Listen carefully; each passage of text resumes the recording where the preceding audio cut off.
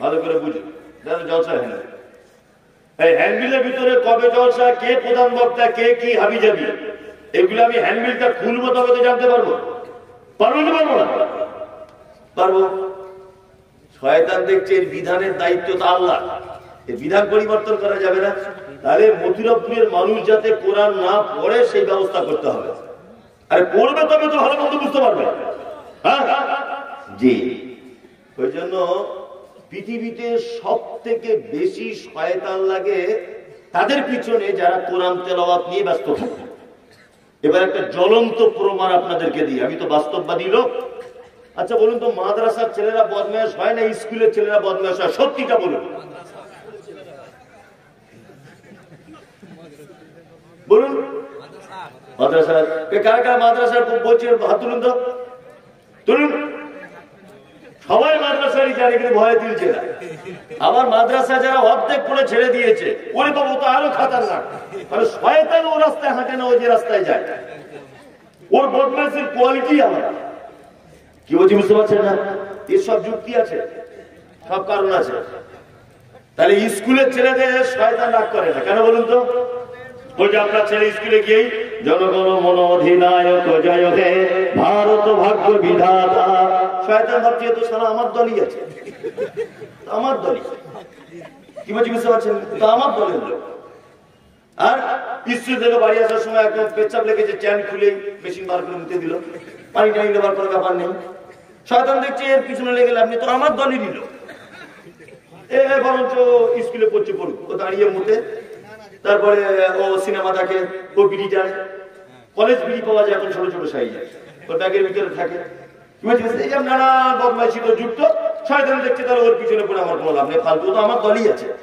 তাহলে এখন বদমাইশি করতে হবে কাদেরকে? হ্যাঁ, মথুরাপুর মাদ্রাসায় যারা কোরআন শিখছে এদেরকে আগে কোরআন পড়া থেকে বিরত করতে হবে। একটা একটা মাদ্রাসার ছাত্র 4000 করে শয়তান লেগে গেছে ওর মাথাতে। ফালতু ইমামতি করতে হবে, 4000 টাকা বেতন, চল রাজমিস্ত্রি কাজে চল, মাদ্রাসা পড়বো না। মানে ওর পিছনে শয়তান লেগেই আছে, শয়তান লেগেই আছে। শয়তান এত করে লেগেছে, এত করে লেগেছে, আল্লাহু আকবার। মানে ওদের কাছ থেকে পার হয়ে ওকে আলেম হওয়া বড় কঠিন। কঠিন না? কঠিন। আমার মনে হয় যত ছেলে মুর্শিদাবাদের মাটিতে মাদ্রাসায় পড়েছে, তত ছেলে যদি আলেম তৈরি হতো, একটা একটা পরিবারে মনে হয় 4-5টা হাফেজ মাওলানা পাওয়া যেত। যেত না? একটাও হতে পেরেছে? হতে পেরেছে বলুন? দেওবন্দ মাদ্রাসায় এখন আর 8500 ছাত্র। কত? 8500 ছাত্র।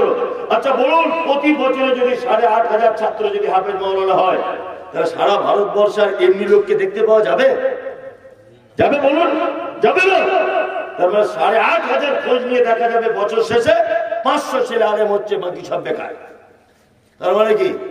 শয়তান একেবারে ওদের চুলের শিরাতে শিরাতে ঢুকে গেছে। কোরআন পড়া থেকে সরাতেই হবে যে কোনো ভাবে। কি বললাম বুঝলেন? শয়তান যে কত দুশ্মন মানুষের। লালগড়া একটা ছেলে আমাদের মাদ্রাসায় ভর্তি হয়েছে, ভর্তি হয়ে যেদিন থেকে হয়েছে কি ব্যাপার, এ কি রোগ, শুধু ওর পেটে হাতি। শিক্ষকদেরকে বলছি ডাক্তারখানায় নিয়ে যাও, ডাক্তারখানায় নিয়ে যাচ্ছে, 3-4 দিন নিয়ে গেছে, ও সারে না, ও আচ্ছা আচ্ছা আচ্ছা আচ্ছা দাঁড়া, আমি তো মাদ্রাসায় পড়েছিলে, আমি যে কি চিজ হতে চেনে না। ওকে বলছি চল গাড়িতে উঠ, আমার গাড়িতে তুললাম, আমার কোলে মাথা দিয়ে শুয়ে ওকে হসপিটালে ভর্তি করেছে।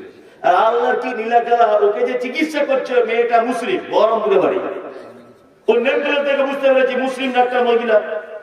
তো ওকে একটু একা একা জিজ্ঞেস করে বলছি, বোন ছেলেটাকে একটু ভালো করে চিকিৎসা করো। তা বলছি হুজুর আপনাকে আমি চিনি, আপনি মমতাজুল ইসলাম, আমার মা আপনার খুব বক্তব্য শোনে, ওর লজ্জায় কিছু বলতে পারছি না। লজ্জা করে আপনি বোন তুমি ভালো করে ট্রিটমেন্ট করো, মাদ্রাসার ছাত্র, বাই চান্স কিছু হয়ে যাবে। তখন বলছে আমি 4-5 ঘন্টা সিলাইন চালাচ্ছি, আর নার্সিং হোমে এত ভালো চিকিৎসা হয় না, ওকে যে চিকিৎসা আমি করছি হসপিটালে, তারপরে 4 ঘন্টা পরে আমি গিয়েছি দেখতে, কঠিন রোগ। আমি তখন বুঝতে পেরেছি আচ্ছা এই আসলে রোগ কিনা ধরা ব্যাপার আছে। মেয়েটাকে সাইডে রেখে নিয়ে বলছি তোমাদের পুরাতন হোক নতুন হোক অপারেশনের যন্ত্রপাতি আছে? আছে বুঝু, এই বড় বড় ছুরি কাঁচি সেলাই করা যন্ত্রপাতি সব এই বাসনের মতো একটা প্লেটে করে এনেছে, ওর সামনে রেখেছে। শয়তান কোন জায়গা পর্যন্ত পৌঁছেছে সেটা আপনাকে বলছে। ও তখন আমাকে বলছে জি কি করবে এগুলো? আজ তোর ওপেন সাবজেক্ট, বুক কেটে ঠ্যাং পর্যন্ত চিড়ে পেট কেটে দেখা হবে ভিতরের মাল ঠিক আছে কিনা। তাছাড়া 3-4 দিন তো চিকিৎসা এখনো ভালো হয় না। তখন বলছে হুজুর একটা কথা বলবো। বলছি কি বল? বলছে আমার কিছু হয়নি, আমার মায়ের জন্য মন কেমন করছে। বাপ দোষ তো তোর নয়, দোষ হচ্ছে শয়তানের। এ তোকে সিলাইন পর্যন্ত পৌঁছেছে কোরআন শিক্ষা থেকে তোকে দূরে রাখবে বলে। কি বলছি বুঝতে পারছেন? তার মানে স্কুলে পড়া ছেলের থেকে মাদ্রাসায় পড়া ছেলে বদমাশ হওয়ার একটা কারণ হচ্ছে এই, ওই যে জনগণ মনোধিরায় জয় হয়ে ভারত ভাগ্য বিধাতা শয়তান দেখছো তো আমাদের দলিল, ওর পিছনে লেগে আমার লাভ নেই। বরঞ্চ আলহামদুলিল্লাহ রাব্বিল আলামিন আর রহমানির রহিম মালিক ইয়াউমিদ্দিন আল্লাহু লা ইলাহা ইল্লা হুয়াল হাইয়ুল কাইয়্যুম লা তাখুযুহু সিনাতুন ওয়া লা নাওম, এইগুলো যারা করছে শয়তান দেখছে এদেরকে এর থেকে বিরত রাখতে হবে। কারণ এরা তেলাওয়াত করলেই স্রষ্টার সম্পর্কে জ্ঞান চলে আসবে, তখন আর আমার ফলে সহজে পড়বে না। ওই জন্য সব থেকে বড় শত্রু হচ্ছে কোরআন তেলাওয়াতকারী শয়তান। ওই জন্য আল্লাহ তাআলা বলেছেন ফাইজা কারাতাল কোরআন ফাসতাইদ বিল্লাহি মিনাশ শাইতানির রাজিম, তোমরা যখনই কোরআন তেলাওয়াত করবে শয়তানের কুমন্ত্রণা থেকে আমার কাছে একবার আশ্রয় চেয়ে নাও, তারপরে কোরআন মাজিদে হাত দাও। তো শয়তান কিন্তু জয় হয়েছে বল খেলার মাঠে, ওরাই ফার্স্ট পেয়েছে। এই যে না কোরআন পড়েন, কোরআন পড়েন পড়েন। তবে কোরআন পড়ার অবশ্যই একটা সিজন আসছে সামনে, রমজান মাস, সাংঘাতিক সিজন। ইমাম সাহেবের চাকরিটা গাড়ি মুশকিল, আর ফতোয়া তো শেষ নাই। হুজুর দুপুর বেলাতে বইয়ের গায়ে হাত লেগে গেছে, হবে ফতোয়া শেষ নাই। থুতু গিলে নিয়েছি মনি সাহেব হবে, অথচ 11 মাস ও ঘুরেছে মুখে পানি লাইনি, হ্যাঁ, আর ও থুতু গিলে নিয়ে ফতোয়া জিজ্ঞেস করছে। এইসব ভণ্ডামি আসছে। আর কিছুদিন পরে জুতো চুরি, ইমাম সাহেবের সাথে ঝামেলা, ওকে ঘুমোতে দেবে না, ডিস্টার্ব করবে, কারো জুতো চুরি হয়ে যাবে, ইফতার নিয়ে মারামারি, তাই না? হবে কি হবে না? কোরআন পড়া নিয়ে মারামারি, সাংঘাতিক ব্যাপার। আল্লাহু আকবার। লাইলাতুল কদরে রাত জাগতে হবে। কি রাত জাগা? এতে কাবে বসছে বিড়ি নিয়ে, আল্লাহর কসম করে বলছে কথা সত্য। এতে কাবে বসছে 4-5 বান্ডিল বিড়ি নিয়ে। আমি ধরে ফেলে দিয়েছি বর্ধমানের একটা লোক। চাচা কি ব্যাপার? বলছে আমি তো ভিতরে খাই না, মশারি থেকে বার হয়ে বাইরে গিয়ে খাই। দেখুন অবস্থা, বিড়ি নিয়ে এতে কাবে বসছে। যত মানে ভণ্ডামি আসছে। তবে এই আবেগে ভাসিয়ে দিলে চলবে না, আবেগে ভাসলে চলবে না। কোরআন তেলাওয়াত করুন। কি রমজান মাস, কি এমনি দিনে কোরআন তেলাওয়াত করুন। আল্লাহ কোরআন তেলাওয়াতের ব্যাপারে হাদিসের ভিতরে বলা হচ্ছে যে একটা লোকের জাহান্নাম একেবারে সিলেক্ট হয়ে গেছে, জাহান্নামে যাবে, এই জাহান্নাম যাবে, এর বাঁচানোর কোনো রাস্তা নেই। অনেক সময় মানুষের ফাঁসি হয়ে গেলে তখন তার রাষ্ট্রপতির কাছে প্রাণ ভিক্ষা করার একটা অপশন থাকে কি থাকে না? থাকে, থাকে। যে লোকটার জাহান্নাম একেবারে ফয়সালা হয়ে গেছে, ওই লোকটার কাছে 2টা আমল এসে বলবে। এক, লোকটা যদি কোরআন তেলাওয়াতকারী হয়, তা কোরআন তেলাওয়াত নিজে এসে বলবে আল্লাহ ও আমাকে তেলাওয়াত করেছিল, ও আমাকে তেলাওয়াত করেছিল, আমি ওকে জাহান্নাম থেকে বাঁচাবই বলে কোরআন তেলাওয়াত নিজে আল্লাহর সাথে তর্ক বিতর্কে লাগবে। যতক্ষণ পর্যন্ত এক পর্যায়ে ওই লোকটাকে জান্নাতে না দেওয়া হবে, কোরআন তেলাওয়াত তার পিছন থেকে ঘটবে না। কি বলছি বুঝতে পারছেন? আল্লাহ। 2, নকল সিয়াম বা ফরজ সিয়াম তার যদি থাকে, সিয়াম ঢাল স্বরূপ দাঁড়িয়ে গিয়ে আল্লাহকে বলবে আল্লাহ দিনের বেলা বৈধ স্বামী স্ত্রী মিলন ছিল কিন্তু আমি ওকে করতে দিইনি। হ্যাঁ, ও অনেক সময় মিথ্যা কথা বলতো, কিন্তু আমি 12 থেকে 14 ঘন্টা মিথ্যা থেকে আটকে রেখেছিলাম। কঠিন পিপাসায় কাতর দিয়ে পড়েছিল, পাথর ভাঙা কাজ করে মাঠে, হ্যাঁ, নাঙল চালিয়ে কষ্ট হয়েছিল, পিপাসা পেয়েছিল, কিন্তু আমি তাকে পানি পান করা থেকে দূরে সরিয়েছি। আল্লাহ এটা যদি ও তোমার সন্তুষ্টির জন্য করে, তাহলে আমি সিয়াম ভালো হয়ে বলছি ওকে জান্নাত দিয়ে দাও। তখন আল্লাহ সুবহানাহু ওয়া তাআলা বলবেন আহারে বান্দা আমার জন্যই, হ্যাঁ ঠিক আছে তোকে জান্নাত দিয়ে দিলাম। কোরআন বেশি করে তেলাওয়াত করো। চলুন আমি আবার যে সূরাটা বলছি ওটা বলে দিই। তাহলে আউযু বিল্লাহ বিসমিল্লাহ দিয়ে শুরু করতে হবে। আউযু বিল্লাহটা বললাম, বিসমিল্লাহটা আর বলা হবে না, আবার অন্য গ্রামে এলে বলবো। এবারে সূরাটা বলছি, আলিফ লাম মিম সাদ। কোরআনে 29টি সূরার ভিতরে এরকম শব্দগুলো আছে। কটি? 29টি। এক, আলিফ লাম রা, আলিফ লাম মিম, তাহা, ইয়াসিন, কাফ, কাফ আইন সাদ, নুন, আলিফ লাম মিম, আলিফ লাম রা, এরকম শব্দগুলো নেই আছে। ইয়াসিন এগুলোকে আরবিতে বলা হয় হুরুফে মুকাত্তাআত, বাংলাতে বলা হয় বিচ্ছিন্ন অক্ষরমালা। আল্লাহ আ'লাম, আল্লাহ ভালো জানে। কি বললাম বুঝলেন? আমি মুমতাজুল ইসলাম এ ব্যাপারে জানি না, আল্লাহ নবী সাল্লাল্লাহু আলাইহি ওয়াসাল্লাম এ ব্যাপারে জানতেন না। আর সবথেকে আশ্চর্য ব্যাপার, সাহাবায়ে কেরামগণ আল্লাহর নবীকে ব্যাপারে কোনো প্রশ্নই করেননি। এত ভদ্রতা ছিল। আর আমাদের তো প্রশ্ন শেষ নেই। মানে পাঞ্জাবি হলো লোক দেখলেই প্রশ্ন। নদিয়াতে একটা ছেলে প্রশ্ন করে আমাকে কাগজে লিখে দিয়ে বলছে, হুজুর আপনি তো বলেন কাঁধে দুটো ফেরেশতা থাকে, সব নাকি লিখে রাখে।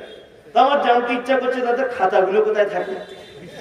এটা জেনে তোর বাবা, হ্যাঁ এটা জেনে তোর না প্রশ্ন করছে, এটা হবে কিনা, ওটা হবে কিনা, হাবি যাবি অনেক প্রশ্ন।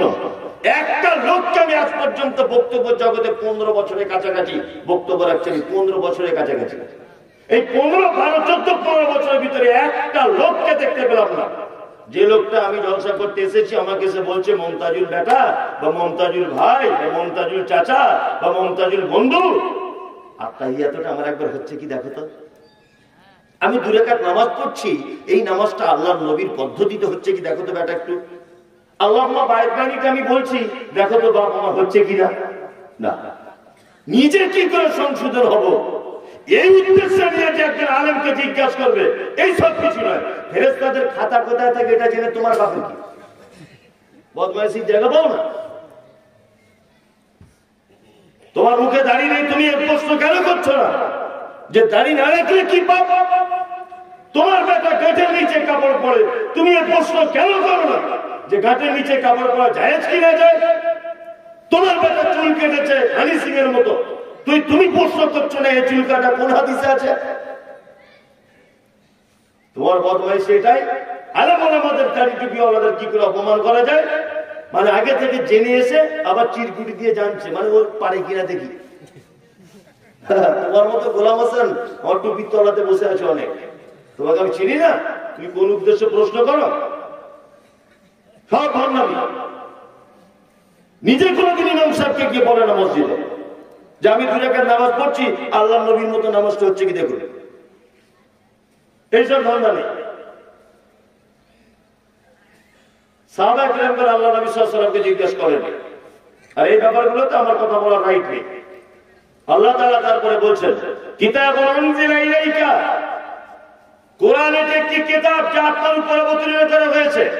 ফালা ইয়াকুন ফি সাদরিকা হারাদুম মিনহু লিতুনজিরা বিহি ওয়া যিকরা লিল মুমিনিন।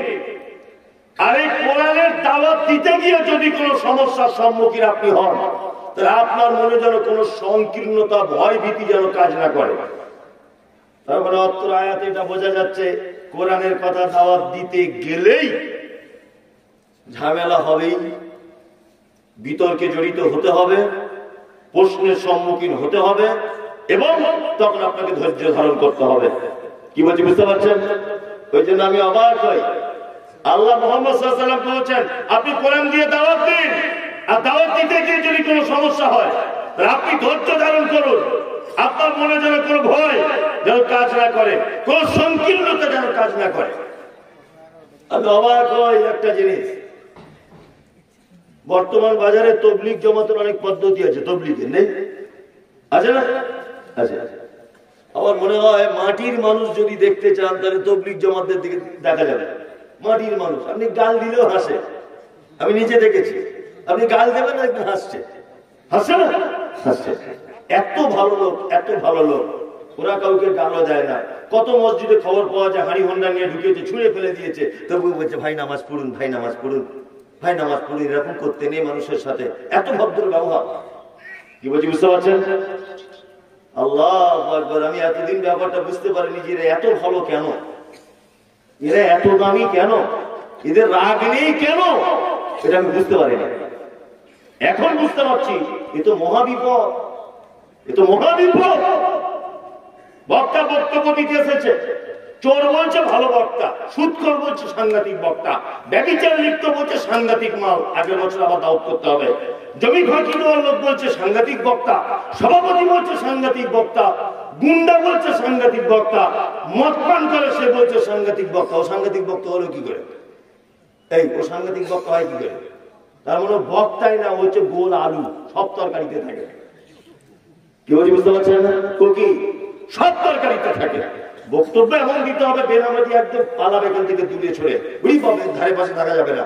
সুট করে কেটে পড়বে, গুণের জমি ফাঁকি দিয়েছে সুর করে কেটে পড়বে, দাঁড়িয়ে রাখেনি সুর করে কেটে পড়বে। এ হচ্ছে অরিজিনাল কথা বলা বক্তা। কি বলছি বুঝতে পারছেন না? সবাই যখন বলছে ভালো, তার মানে বলতে হবে সঠিক কথা বলছে না। তবলিগের মতো লোক খুব ভালো, এসার নামাজ পড়ে বলছে ভাই আপনারা দিন ইমানের কথা হবে, সবাই বসে যাবেন। গোল হয়ে মানুষ বসে আছে, গোল হয়ে মানুষ বসে আছে। তবলিগ করছে কি দিয়ে? ছোট্ট একটি কিতাব বার করেছে পকেট থেকে, তার নাম ফাজাইল আমল। আর একটা পকেট থেকে আরেকজন বার করেছে, তার নাম মুনতাখাবে হাদিস। আমি তখন বলছি আমি সাহেব একটু কোরআনের আয়াতের বাংলা অনুবাদ করে দিলে হতো না?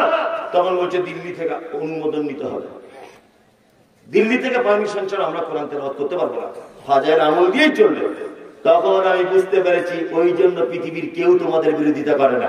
কারণ মুহাম্মদ সাল্লাল্লাহু আলাইহি ওয়াসাল্লামকে যে দাওয়াতের পদ্ধতি আল্লাহ তাআলা বলেছেন কোরআন দিয়ে দাওয়াত দিতে হবে, কোরআন দিয়ে দাওয়াত দিলেই সমস্যা হবে। তখন আপনাকে কি করতে হবে? আপনার মনে যেন কোনো ভয় সংকীর্ণতা যেন সৃষ্টি না হয়। তুমি তো ফাজাইল আমল দিয়ে তাবলীগ করছো, তোমার বিরুদ্ধে কেউ যাবে না, কেউ তোমার বিপক্ষে যাবে না। আশ্চর্য ব্যাপার, কোরআন এবং সহিহ হাদিসের ব্যাপারে কথা বললেই বিপর্যয় আসবে কি আসবে না? আসবে, আসবে। তার একটা জ্বলন্ত প্রমাণ। উপর বাংলার বিখ্যাত আলেম, ওনার নাম হচ্ছেন আব্দুর রাজ্জাক বিন ইউসুফ। নাম শুনেছেন? শুনেছেন? যেখানে বক্তব্য যাচ্ছে নয় পুলিশ আটকে দিচ্ছে, নয় জনগণ আটকে দিচ্ছে, নয় তার বাস দিয়ে হাতে মারছে, তার গাড়িতে ইট দিয়ে মারছে। দেখেছেন সোশ্যাল মিডিয়াতে? বাংলাদেশের প্রখ্যাত আলেম আব্দুর রাজ্জাক বিন ইউসুফ 500 কোটি টাকার মামলাতে ফেসেছেন। বাংলাদেশের প্রখ্যাত আলেম ডাক্তার আসাদুল্লাহ গালিব হাফেজাহুল্লাহ দীর্ঘদিন যাবত তিনি জেলখানার ভিতরে ছিলেন, কত কোটি টাকার মামলা খেটেছেন। বাংলাদেশের প্রখ্যাত আলেম মুজাফফর বিন মহসিন কতদিন যাবত তিনি জেলখানাতে বন্দী ছিলেন, আপনারা দেখতে পেয়েছেন। আচ্ছা, আপনারা দেখতে পেয়েছেন যে তাহিরি হুজুর কোনদিন জেলে গেছে? এনায়েতুল্লাহ আব্বাসী কোন পীর সাহেব কোনদিন জেল খেটেছে ইসলামের কথা বলতে গিয়ে? দেখেছেন?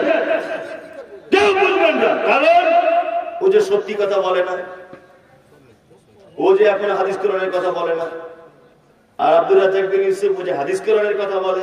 এই যে আল্লাহ তাআলা বলছেন হারাজাম মিনহু লিতুনজিরা বিহি ওয়া যিকরা লিল মুমিনিন, আপনি মুমিনদেরকে ভয় দেখান, মানুষদের কাছে দাওয়াত দেন কোরআনের দাওয়াত, আর কোরআনের দাওয়াত দিতে গেলেই সমস্যা হবে।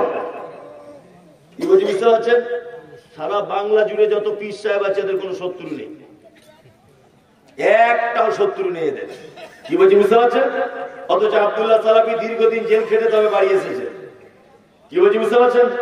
আমি বক্তব্য রাখছি, বলছে মমতাজুল ইসলাম আমেরিকার টাকা খায়, আনাউল্লাহ ফাইজি আমেরিকার দালাল, আব্দুল্লাহ সালাফি আমেরিকার দালাল, রাজ্জাক বিন ইউসুফ ওরে বাবা তো আমেরিকার বড় দালাল। কি বলছি বুঝতে পারছেন না? আমরা আমেরিকার দালাল না, আমরা সত্য কথা বলি। তোমার কেউ শত্রু নেই, কারণ তুমি হচ্ছে সেই আলুর সব তরকারিতে তোমাকে ব্যবহার করা যায়। অথচ আল্লাহ সুবহানাহু ওয়া তাআলা বলছেন মুহাম্মদ সাল্লাল্লাহু আলাইহি ওয়াসাল্লামকে আপনি কোরআনের দাওয়াত দেন মানুষকে, লিতুনজিরা বিহি ওয়া যিকরা লিল মুমিনিন। আর কোরআনে মুমিনদের জন্য রয়েছে অসংখ্য উপদেশ। পবিত্র আল কোরআনে উপদেশ নেই? হ্যাঁ, উপদেশ আছে না? আছে। আল্লাহ সুবহানাহু ওয়া তাআলা তারপরে বলছেন ইত্তাবিউ মা উনজিলা ইলাইকুম মির রাব্বিকুম ওয়া লা তাত্তাবিউ মিন দুনিহি আউলিয়া কলিলাম মা তাযাক্কারুন।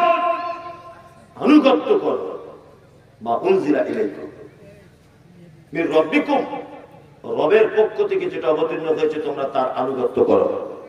আচ্ছা, আমাদের আনুগত্য করতে হবে কি? রবের পক্ষ থেকে যেটা অবতীর্ণ হয়েছে তার নাম আল কোরআন। এইখানে আবার একটা দল বার হয়েছে বর্তমানে, এগুলো জেনে বলে দিতে হবে জাতিকে, যেগুলো না বললে ক্যান্সারে পরিণত হবে, তখন আর চিকিৎসা করে রোগ সারবে না। বর্তমানে একটা দল বার হয়েছে, তাদের দাবি হচ্ছে এই যে আমরা কোরআন মানবো, হাদিস মানবো না। তার নাম আহলে কোরআন। দেখতে পাচ্ছেন সোশ্যাল মিডিয়াতে আহলে কোরআন। এটা তো আহলে কোরআন না, এটা আহলে শয়তান সব। যদি বলছেন কেন, তাদের একটা মাত্র দলিল পবিত্র আল কোরআনের আয়াত, এই আয়াতটা আল্লাহ তাআলা বলেছেন ইত্তাবিউ মা উনজিলা ইলাইকুম মির রাব্বিকুম, আমার রবের পক্ষ থেকে যেটা অবতীর্ণ হয়েছে তোমরা তার আনুগত্য করো। ওদের দলিল এটাই। এবার একটা কথা আমি বলছি, খুব মনোযোগ দিয়ে যুক্তিপূর্ণ কথা বোঝার চেষ্টা করো। আমি একজন স্কুল টিচার, ফানসুর আমার ছাত্র, ধরে না ফানসুর ভাই আমার ছাত্র। আমি 2 মিনিটের জন্য ফানসুর ভাইকে তুমি বলে কথা বলে ব্যাপারটা বোঝাই যে ফানসুরকে আমি বলছি তুমি তো আমার ছাত্র, তা তোমাকে লালগোলা আব্দুল্লাহ বলে একটা লোকের কাছে পাঠাবো। লোকটা খুব সম্ভ্রান্ত মানুষ, খুব উচ্চ শিক্ষিত মানুষ। 10 দিনের জন্য তোমার কাছে থাকতে হবে ওর কাছে তোমাকে। ফানসুর তুমি এক কাজ করবে, ও যা যা তোমাকে বলবে তুমি তাই তাই মতো করে চলবে। তাহলে আমি ফানসুরকে পাঠালাম কোথায়? লালগোলায় আব্দুল্লাহর কাছে। আর আমি ফানসুরের কে হচ্ছি? শিক্ষক। এবার ফানসুর আব্দুল্লাহর কাছে গেছে লালগোলাতে। আব্দুল্লাহ যাবার পরেই বলছে আমার মাথার একটু তেল লাগিয়ে দাও তো। ফানসুর তখন বলছে এটা তো বলা হয়নি আমাকে তেল লাগানোর কথা। বলছে আচ্ছা আচ্ছা ঠিক আছে, আমার মোটরসাইকেল একটু ভালো করে মুছে দাও। বলছি এটাও তো বলা হয়নি। আচ্ছা আমি ওকে বলেছি যা কিছু বলবে সমস্ত কথা অনুযায়ী চলবে। তার মানে তেল দেওয়াটা আলাদা করে বলা লাগে? এখন যদি এখানে বলি যে সব লোক চোর, মাইকলা বাদ যাবে, ও চোর। সভাপতি বাদ যাবে, ও চোর। প্যান্ডেলওয়ালা বাদ যাবে, ও চোর। সমস্ত মানে বহু বচন শব্দ ব্যবহার করে দিয়েছি। তখন তো আর এই সাইকেল মোচাটা নাম ধরে বলে দেওয়া যায় না, যায় না। নিয়ে ফানসুর ওই আব্দুল্লাহর কথা দুটো একটা শুনছে, দুটো একটা শুনছে না। আচ্ছা বলুন, যদি ফানসুর আব্দুল্লাহকে যদি অপমান করে তাহলে ও অরিজিনাল অপমান করলো কাকে? হ্যাঁ, শিক্ষককে বললো না? কারণ আমি তোকে পাঠিয়েছি ওর কাছে। ওকে মানা মানে আমার মান রক্ষা করা, তাই তো? যারা বলছে আহলে কোরআন, আল্লাহ তাআলা পবিত্র কোরআনের ভিতরে বলছেন কি, কুল ইন কুনতুম তুহিব্বুনাল্লাহ ফাত্তাবিউনি। সুবহানাল্লাহ। তোমরা যদি আমার ভালোবাসা যদি পেতে চাও, কে বলছে এটা? আল্লাহ। তোমরা যদি আমার ভালোবাসা যদি পেতে চাও ফাত্তাবিউনি, তাহলে মুহাম্মদ সাল্লাল্লাহু আলাইহি ওয়াসাল্লামের আনুগত্য করে চলো। কি বলছি বুঝতে পারছেন? তারপর আল্লাহর ভালোবাসা পেতে গেলে কি করতে হবে? মুহাম্মদ সাল্লাল্লাহু আলাইহি ওয়াসাল্লামের আনুগত্য করে চলতে হবে। আল্লাহ আমাদেরকে পাঠাচ্ছেন, মুহাম্মদ যা বলে তোমরা সেই অনুযায়ী চলো, তাহলে আমাকে পেয়ে যাবে। তার মানে যারা বলছে আহলে কোরআন, এরা টিকে থাকতে পারবে?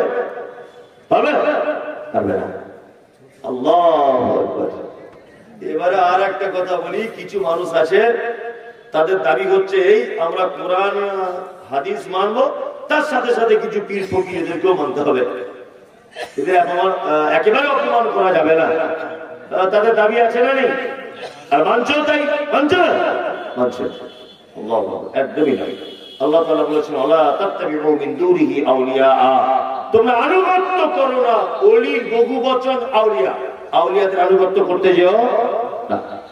বলুন তো দেখি, আল্লাহর ওলি হওয়া, আমরা বলি না আল্লাহর ওলি, আল্লাহর ওলি হওয়া এটা সহজ না কঠিন? খুব কঠিন না? খুব কঠিন। ও বলছে কঠিন, উনি বলছেন কঠিন, আরেকজন বলছে কঠিন। আসলে কঠিন নয়, আমাদেরকে কঠিন বোঝানো হয়েছে। কেমন করে বোঝানো হয়েছে? অমুক জায়গায় একটা আল্লাহর ওলি ছিল, 30 বছর বিয়ে করেনি, গোপগুলো বড় বড়, মাথায় উপুরে ভর্তি। কি বলছি বুঝতে পারছেন না? নদীর পাড়ে বসবাস করতো, একটা ঠ্যাং গাছের উপরে বাঁধা থাকতো, এ আল্লাহর বড় ওলি। এইভাবে আমাদেরকে ভাবানো হয়েছে। ভাবানো হয়েছে না? ভাবানো হয়েছে। অমুক জায়গায় আল্লাহর ওলি ছিলেন, 3 বছর যাবত পানি খায় না, আল্লাহর ওলি। ভাবানো হয়েছে আমাদেরকে। অথচ পৃথিবীতে সব থেকে সহজ এবং তাড়াতাড়ি হওয়া যায় আল্লাহর ওলি, আল্লাহর বন্ধুকে। আত্মীয়তার সম্পর্ক ভালো রাখুন, যাকাত বুঝে দেন, টাইমে সালাত আদায় করুন, মাহে রমজানের সিয়াম পালন করুন, দান সাদকা করুন, আল্লাহর বিধান মতো চলুন, আপনি আল্লাহর বন্ধু। তার মানে আল্লাহর ওলি হতে গেলে আলাদা কোনো উপাধি, আলাদা কোনো স্কুলে গিয়ে সার্টিফিকেট দিতে হয় না, কোন স্কুলের সার্টিফিকেট দিতে হয় না। আল্লাহ সুবহানাহু ওয়া তাআলা বলছিল ওয়ালা তাত্তাবিউ মিন দুনিহি আউলিয়া কলিলান মা তাযাক্কারুন। আর এই সব ব্যাপারগুলো অল্প সংখ্যক মানুষ বোঝে। যারা চলে যাবেন খুব তাড়াতাড়ি চলে যান, আপনি চলে গেলে আমার সুবিধা, আমিও চাইছি আপনি চলে যান, আমার তাড়াতাড়ি হবে। এখন আদায়ের কথা বলে আর 5 মিনিট লাগবে লোকগুলো পাওয়াতে, না? আমি তো বুঝি, প্রতিদিন তো আমার এই কাজ। আনসুর ভাই বছরে একবার জলসা দিচ্ছে, আমার প্রতিদিন সবাই জেনে গেছে। লাস্ট বক্তা মমতাজুল ইসলাম আদায়ের কথা বলবে, একটা পিঁপড়ে পর্যন্ত থাকবে না, সব পাওয়া। ওই জন্য যাই বলছি তবু লোকগুলো বসে আছে, আর 2-10 মিনিট বলি, তারপরে সবাই চলে যাবে। একটা বাইরে ছেড়ে দেবো, 10 মিনিট আছে। যে কথা বলছিলাম সেটা হচ্ছে এই, আচ্ছা আল্লাহর ওলি হতে গেলে যদি আলাদা কোনো সার্টিফিকেট ব্যবহার করতে হয়, তাহলে বলুন পৃথিবীর সব থেকে দামি মানুষ, তার নাম কি? মুহাম্মদ সাল্লাল্লাহু আলাইহি ওয়াসাল্লাম। 2, মুহাম্মদ সাল্লাল্লাহু আলাইহি ওয়াসাল্লাম বিয়ে করেছিলেন, বাচ্চা কাচ্চা ছিল, পরিষ্কার পরিচ্ছন্ন পছন্দ করতেন না নোংরা পছন্দ করতেন? মাথায় চুল কাটতেন, হাতের নখ কাটতেন তো? কাটতেন। আচ্ছা 2, হযরত মুহাম্মদ সাল্লাল্লাহু আলাইহি ওয়াসাল্লামের পরে সবথেকে সম্মানী মানুষ আবু বকর সিদ্দিক রাদিয়াল্লাহু তাআলা আনহু, তাই না? হযরত আবু বকর বিয়ে করেছিলেন, আয়েশা তার বেটি, তাই না? তারপরে দ্বিতীয় ভালো মানুষ ওমর রাদিয়াল্লাহু তাআলা আনহু। ওমর বিয়ে শাদী করেছিলেন, ওনার মেয়ের নাম হাফসা, আল্লাহ নবী সাল্লাল্লাহু আলাইহি ওয়াসাল্লাম জামাই ছিলেন, তাই না? এইবার আপনাদেরকে একটা কথা বলি, মুহাম্মদ সাল্লাল্লাহু আলাইহি ওয়াসাল্লাম পৃথিবীর সবথেকে দামি মানুষ, তিনি সাংসারিক জীবন যাপন করেছেন, বিয়ে শাদী করেছেন। আপনার একটা হাদিসে ছেঁড়া পাতাতে দেখাতে পারবেন যে আল্লাহ নবী সাল্লাল্লাহু আলাইহি ওয়াসাল্লাম জীবনে বিয়ে করেনি? বড় বড় কোপ ছিল, মাথায় উকুন, গায়ে গন্ধে ভর্তি, একটা ঠ্যাং গাছের উপরে বাঁধা থাকতো, এইসব সাহাবীদের জীবনী থেকে পাওয়া যায়? পাওয়া যায় না। অথচ তারা বড় বড় আল্লাহর ওলি ছিল, কিন্তু বর্তমানে আল্লাহর ওলি এক এক ওলির এক এক কেরামতি। আর এই যারা ওলিদের কেরামতি বর্ণনা করে, এরা হচ্ছে বিশ্বের 1 নম্বর চিটার। মানে চিটারের যদি নোবেল পুরস্কারের ব্যবস্থা থাকতো, তাহলে প্রত্যেক পীর সাহেবরা নোবেল পুরস্কার পেত। মানে চিটারির যদি নোবেল পুরস্কারের ব্যবস্থা থাকতো, প্রত্যেক পীর সাহেবরা চিটারির নোবেল পুরস্কার পেয়ে যেত। এই দেখুন একটা কথা বলি, আল্লাহর ওলির বক্তব্য দিচ্ছে, বলছে আব্দুল কাদের জিলানী, বন্ধুরা আমার, এত বড় আল্লাহর ওলি ছিল, মায়ের পেটের ভিতর থেকে যখন বার হয়েছে, 20 পারা 15 পারা 19 পারা কোরআনের হাফেজ হয়ে তবে বার হয়েছে। বলছে না রে, তুমি আল্লাহ আকবার, এটা কি কোনো বক্তব্য? পাছায় রাত্রি বেরো করে একদম ফেলে দেওয়া স্টেজ থেকে, বদমাইশ হয়ে থাকা। আচ্ছা বক্তব্য কি? বন্ধুরা আমার, অমুক জায়গায় একটা আল্লাহর ওলি ছিল, জঙ্গলে বেড়াতে গিয়েছিল, সুন্দরবনে বেড়াতে গেছেন, ছোট নৌকা করে সুন্দরবনের অলিগলি ঘুরছেন নদীতে। হঠাৎ করে একটা বাঘ এসে ঝাঁপ দিয়ে দিল। কিসে? না ওই আপনার নৌকার উপরে। হুজুর তখন বলছে আরাম করে কোথায়, আমি পীর সাহেব, তুই আমার নৌকায় ঝাঁপ দিলি কেন? বলছে হুজুর ভুল হয়ে গেছে, বুঝতে পারিনি। আচ্ছা আমি এই গ্রামের প্রধান বক্তা, ধরেন আমি এই গ্রামের প্রধান বক্তা, আমি রাস্তা দিয়ে আসছি, একটা বিষধর সাপ ফনা তুলেছে এরকম করে। আমি যদি তাকে বলি প্রধান বক্তা তুই চিনিস মমতাজুল ইসলাম, বলুন তো ও কি বুঝবে? মমতাজুল বরঞ্চ বড় পাঞ্জাবি দেখলে আরো তেড়ে আসবে। হ্যাঁ, 4টে কুকুর আমার পিছনে লেগেছে ঘেউ ঘেউ ঘেউ করে। আমি যদি বলি আমি প্রধান বক্তা মমতাজুল ইসলাম, শুনবে? হ্যাঁ শুনবো না। বরঞ্চ বড় পাঞ্জাবি দেখলে, লম্বা চড়া মানুষ দেখলে আরো আছে কামড়াবে। এই বক্তব্য হয়ে গেল। তারপরে বলছে বন্ধুরা আমার, ওই আল্লাহর ওলিটা নৌকা থেকে বাঘ ঝাঁপ মেরে চলে গেল বনের ভিতরে।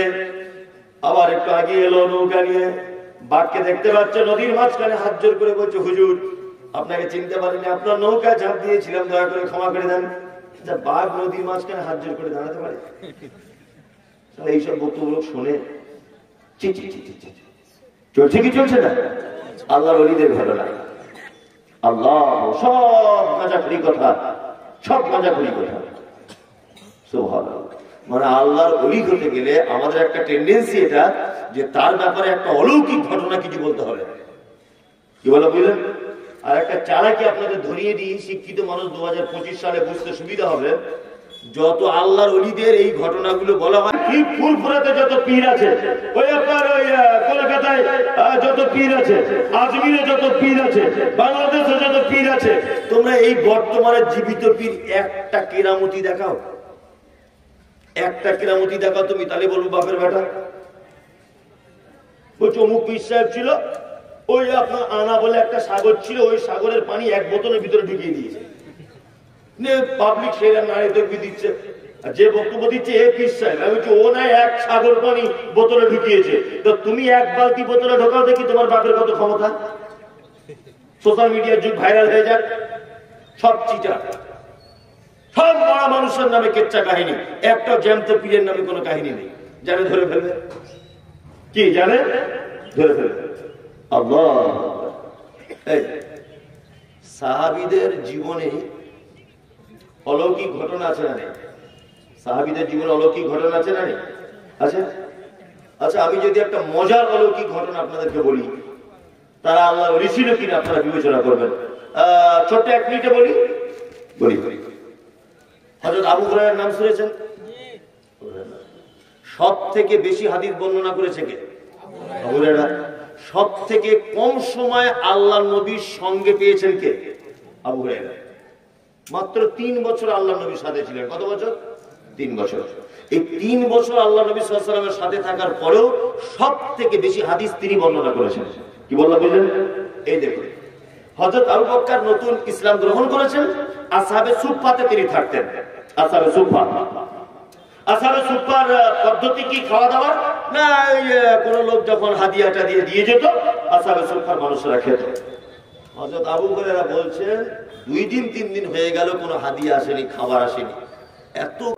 আচ্ছা, আমি যদি এখন 3 দিন খেতে না পাই, তাহলে আমার আবু বকর আসছেন না, সিদ্দিক উপাধি পেয়ে গেছেন, আবু বকর আসছেন। হযরত আবু হুরায়রা তখন বলছেন, ভাই আবু বকর, আচ্ছা কোরআনের এই আয়াতটা কোথায় আছে একটু বলো তো। তার মানে কি? আবু হুরায়রা বোঝাতে চাইছে যে আমার গলার কণ্ঠটা, আমার ক্লান্ত দেহটা আবু বকর একবার দেখুক, আমি যে ক্ষুধার্ত আছি এটা বুঝতে পারো, আর আমাকে ডেকে নিয়ে ওর বাড়িতে নিয়ে যাক, কিছু খাওয়া দাওয়া করো। হযরত আবু বকর ব্যাপারটা বুঝতে পারলেন না, কোরআনের আয়াতটা বলে দিলেন, চলে গেলেন। আবু হুরায়রা ভাবছেন তাহলে চালাকি আর কাজ হলো না, কি করা যাবে? এবার ওই রাস্তা দিয়ে আসছেন আল্লাহ নবী সাল্লাল্লাহু আলাইহি ওয়াসাল্লাম। আল্লাহ রাসূল আবু বকরকে, আবু হুরায়রাকে দেখে মুচকে হাসলেন। হাসার পরে আল্লাহ রাসূল সাল্লাল্লাহু আলাইহি ওয়াসাল্লাম বলছেন, চলো আবু হুরায়রা আমার পিছনে পিছনে।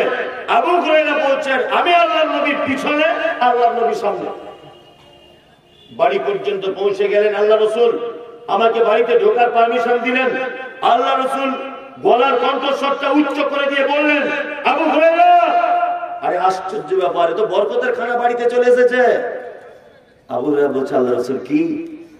আল্লাহ রাসূল একটা পিয়ালা, ছোট্ট একটা পিয়ালাতে একটু দুধ এনে বলছেন, আবু হুরায়রা, কেউ যেন এই দুধটা হাদিয়া দিয়েছে, চলো আজকে খুব মজা করে খাওয়া হবে। আবু হুরায়রা মনে মনে ভাবছেন যে 2 দিন 3 দিন খাওয়া নাই, আর 1 পিয়ালা দুধ, তো আমার এক কোনায় পড়ে থাকবে। মনে মনে ভাবছেন কত চমৎকার, কত শিক্ষা আছে হাদিস থেকে, দেখুন।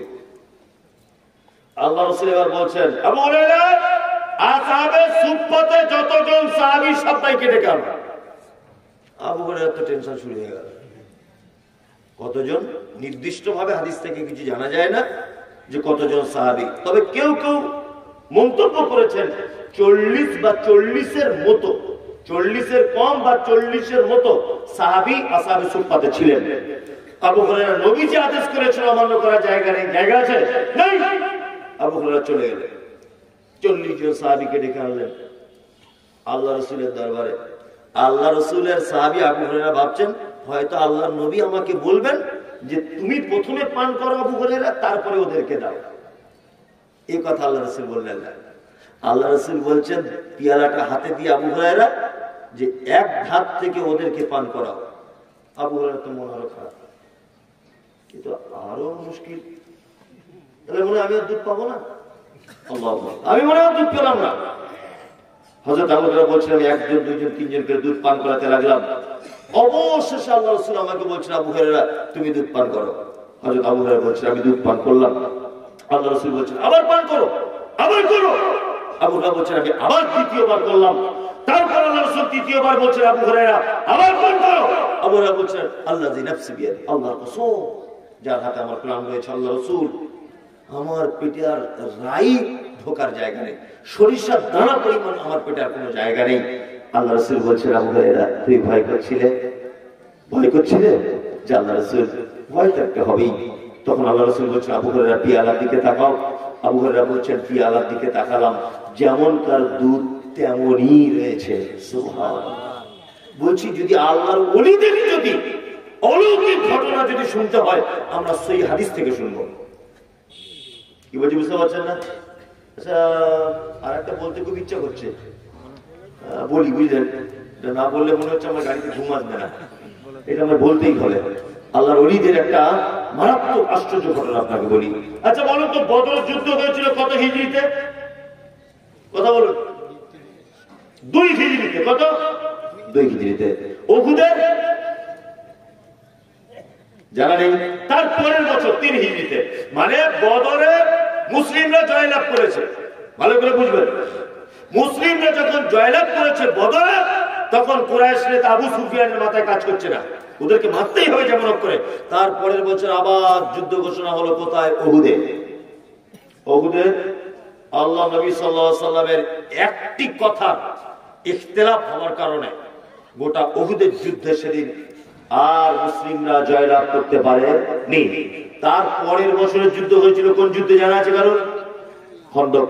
খন্দক আমি 3টে জায়গায় নিজে চোখে দেখেছি। খন্দক।